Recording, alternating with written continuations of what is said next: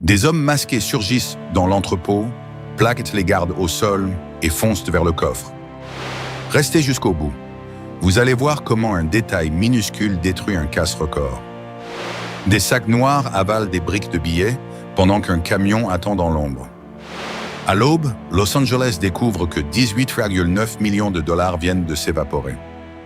Le premier choc arrive vite. Le cerveau du coup connaît déjà chaque angle mort. Son nom est Alan Pace, ancien inspecteur régional de sécurité chez Dunbar Armored. Il ne devine pas le bâtiment. Il l'a audité, mesuré, observé, mémorisé.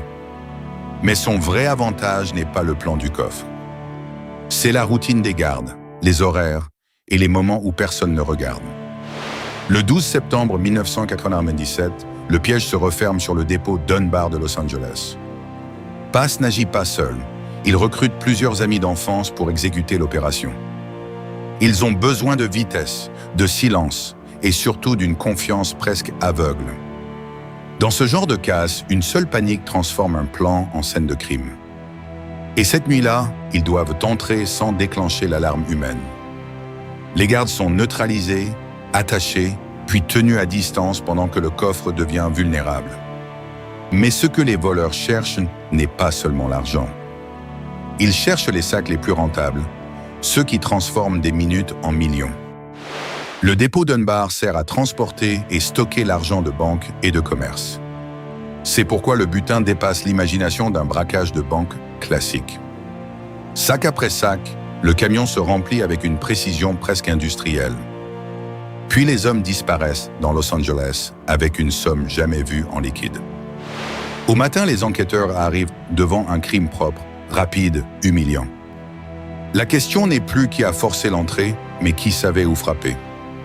Et très vite, un nom ancien remonte dans les couloirs de Dunbar. Pace à quitter l'entreprise, mais son empreinte reste partout dans le scénario. Pourtant, soupçonner un homme ne suffit pas à retrouver 10,9 millions. Le butin est caché, fragmenté, enterré dans des achats et des silences. Pendant des années, le casse ressemble à une victoire parfaite. Mais l'argent volé porte parfois sa propre signature. La faille vient d'Eugene Lamar Hill, l'un des participants au casse. Il utilise des billets encore liés par des bandes provenant de Dunbar. Ce petit morceau de papier devient la porte d'entrée des enquêteurs. En 2001, l'enquête s'accélère et le casse du siècle commence à se fissurer.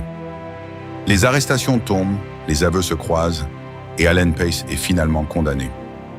Une partie de l'argent est récupérée, mais une grande part du butin reste introuvable. Le casse Dunbar n'échoue pas par violence, mais par orgueil, habitude et billets mal nettoyés.